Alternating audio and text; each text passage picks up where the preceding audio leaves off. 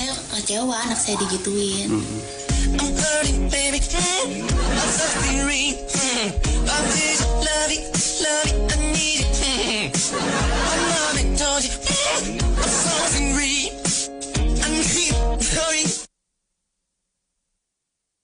Iya, terima kasih Anda masih bersama kami di Newsroom JAK TV dan kami telah bersama Bapak Muhammad Rojak selaku Komisioner KPAD Kabupaten Bekasi. Pak Rojak, kita lanjutkan perbincangan. Sudah ada pertemuan dengan bidan sejauh ini, Pak? Iya, pertemuan dengan bidan sudah ada, yaitu tanggal 30 antara bidan dengan keluarga bayi. Itu diinisiasi oleh pihak rumah sakit selaku dokter yang membantu proses persalinan. Nah, jadi pertemuan dengan bidan dengan keluarga bayi itu sudah ada dan permintaan maaf disampaikan oleh keluarga bidan. Baik. Jadi memang sudah ada begitu ya. Dan sejauh ini pihak keluarga sendiri apakah memang sudah memaafkan atau akan di ranah hukum begitu? Persisnya antara bidan, keluarga, kemudian ini adakah unsur saling memaafkan, saya masih coba ingin cari tahu dulu dengan bidannya gitu.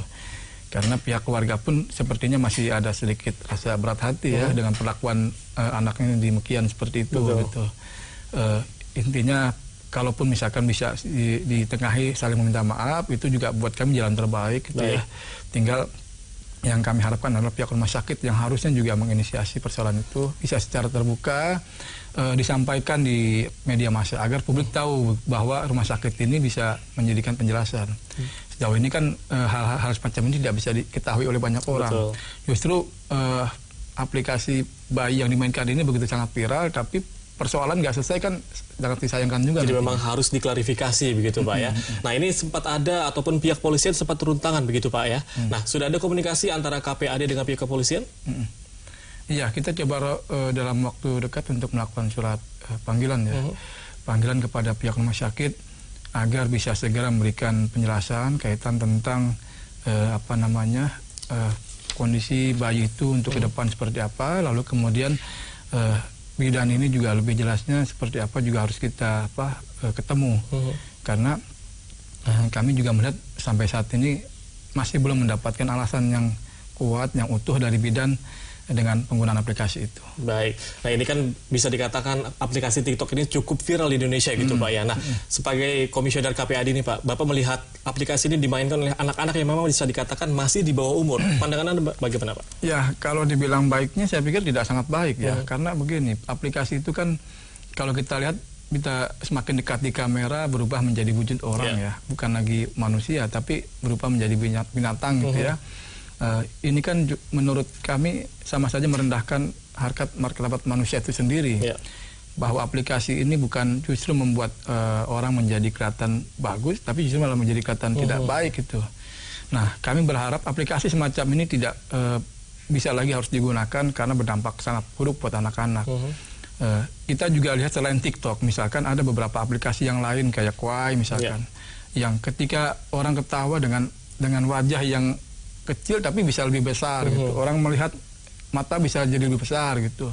Sehingga wajah orang yang tadinya bagus menjadi tidak bagus. Nah, ini kan kalau untuk dimainkan oleh anak-anak justru kan juga sangat tidak baik pastinya gitu. Dan kita berharap aplikasi semacam ini bisa segera dihentikan.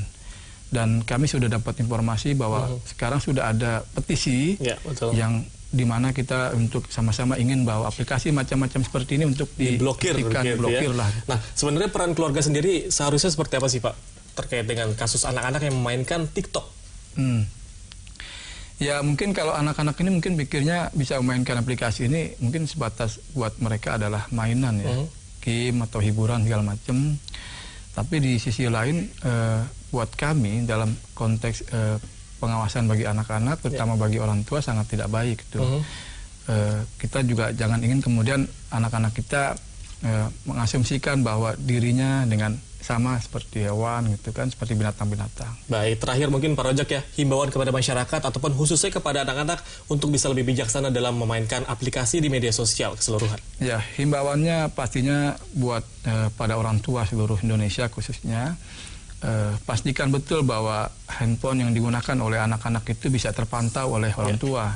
Karena banyak hari ini anak kita lebih pandai, lebih pintar menggunakan handphone ya daripada orang tuanya. Justru kalau kita tidak tahu pihak orang tua ini aplikasi-aplikasi yang digunakan oleh anak selama ini juga ya nanti yang akan dampak pasti anaknya gitu.